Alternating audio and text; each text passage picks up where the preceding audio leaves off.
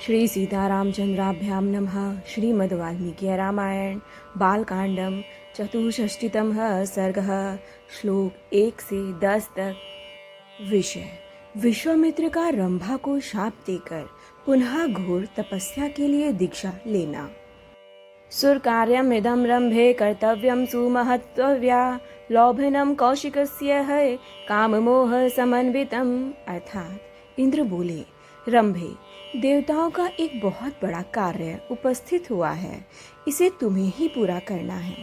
तू महर्षि विश्वामित्र को इस प्रकार लुभा जिससे वे काम और मोह के वशीभूत हो जाएं। तथोक्ता सा अप्सरा राम सहस्त्राक्षेण धीमता विदिता प्रांजलिर्वाक्यम प्रत्युवाच सुरेश्वरम। अर्थात श्री राम बुद्धिमान इंद्र की ऐसा कहने पर वह अप्सरा लज्जित हो हाथ जोड़कर देवेश्वर इंद्र से बोली, अयम सुरपते घोरो विश्वामित्रो महामुनि क्रोधमक्तस्त्रक्षत्ये घोरम मयि देव न संशय। अर्थात सुरपते, ये महामुनि विश्वामित्र बड़े भयंकर हैं। देव, इसमें संदेह नहीं कि ये मुझ पर भयानक क्रोध का प्रयोग करेंगे।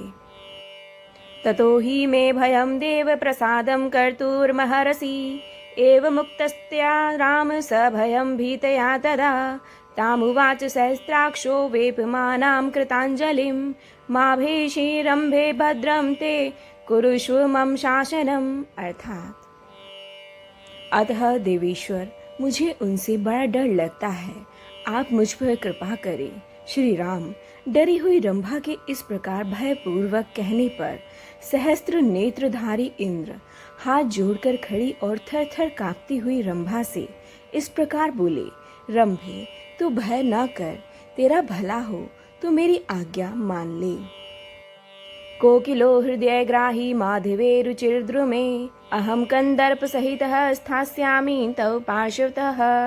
अर्थात वैशाख मास में जबकि प्रत्येक वर्ष नव पल्लवों से परम सुंदर शोभा धारण कर लेता है, अपनी मधुर काकली से सबके हृदय को खींचने वाले कोकिल और कामदेव के साथ मैं भी तेरे पास रहूंगा। त्वं हि रूपं बहुगुणं कृत्वा परं भास्वरं तम ऋषि कौशिकं भद्रे भेद्यस्व तपस्विनम्। अर्थात भद्रे, तू अपने परम कांतिमान रूप को हाव भाव आदि विविध गुणों से संपन्न करके उसके द्वारा विश्वामित्र मुनि को तपस्या से विचलित कर दे। सा श्रुत्वा वचनं तस्य कृत्वा रूपमनुत्तमं लोभ्यामास ललिता विश्वामित्रं शुचिस्मता। अर्थात देवराज का यह वचन सुनकर उस मधुर मुस्कान वाली सुंदरी अप्सरा ने परम उत्तम रूप बनाकर विश्वामित्र को लुभाना आरंभ किया। कोकिलस्य तु शुश्राव वलगुव्याहरत स्वनं संप्रहृष्टेन मनसा च चयनाभमनवेक्षितः। अर्थात विश्वामित्र ने मीठी बोली बोलने वाले कोकिल की मधुर काकली सुनी। उन्होंने प्रसन्नचित होकर जब उस ओर दृष्टिपात किया तब सामने रंभा खड़ी दिखाई दी।